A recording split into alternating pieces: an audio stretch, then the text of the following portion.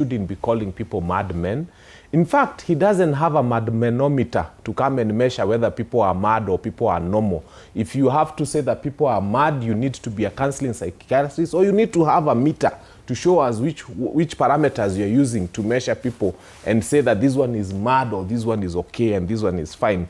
So that's unacceptable.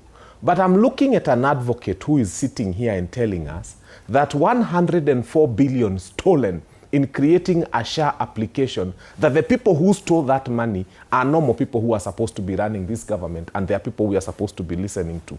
I'm looking at an advocate sitting here and telling us that a president who says watoto wapigwe risasi ya mguu is a normal human being who should be in State House and running this country. I'm looking at an advocate sitting here who is telling us that 18 billion being allocated to a loss-making outfit called State House is a normal way to run a nation.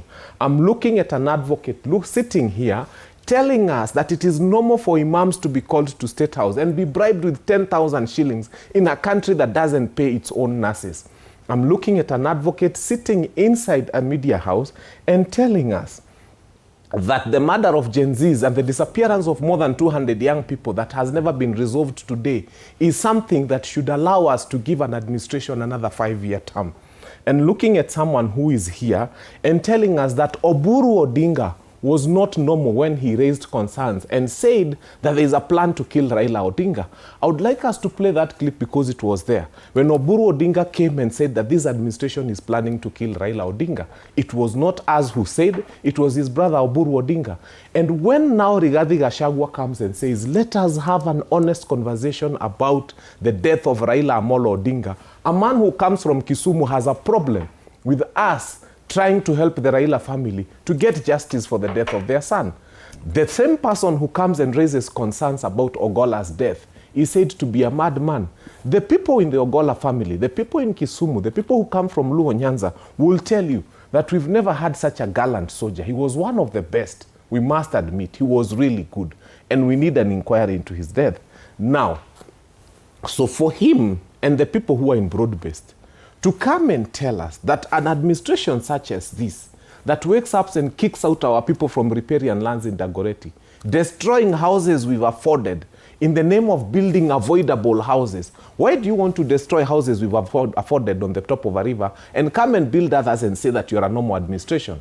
So what we are trying to tell him, by the way, the attack on Raila's, on Uhuru's land, there is a clip and he knows it, of Kimani Ichung'wah coming and promising Kenyans that he will invade that land. Na akasema mpaka watagawanya watakatia kila mtu.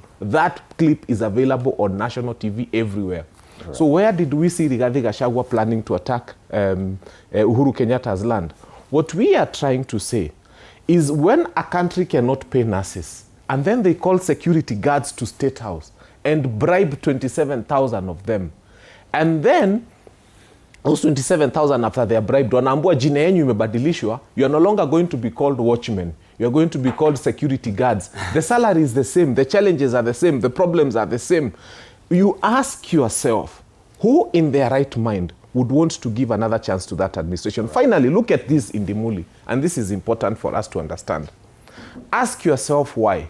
A person who could not deliver on bottom-up economic agenda, which he gave to Kenyans, mtu ambaye alikuja akaambia Wakenya atatengeneza serikali na watu wa bodaboda, mtu ambaye alikuja akaambia Wakenya atatengeneza serikali na mama mboga, has shifted the goalpost. He started telling them about some amorphous thing called Singapore.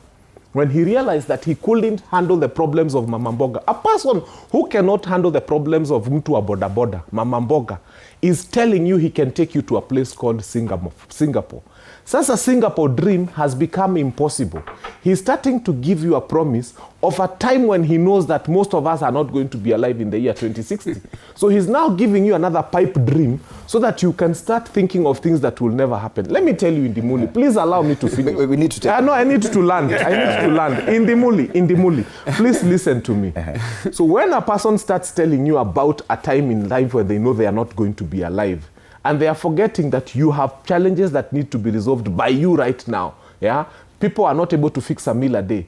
SHA is a problem. University funding, all these other things that are immediate to these Kenyans are not there.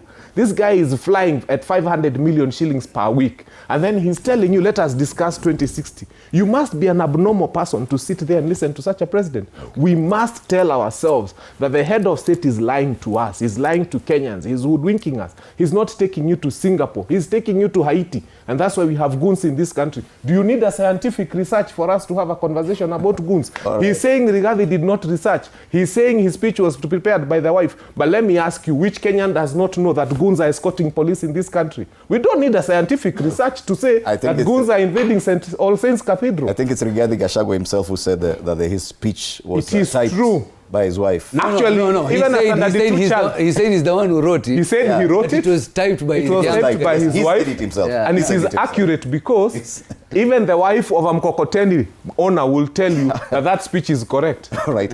Let's take a short break. When we come back, we continue this conversation. You're watching TV 47 Breakfast.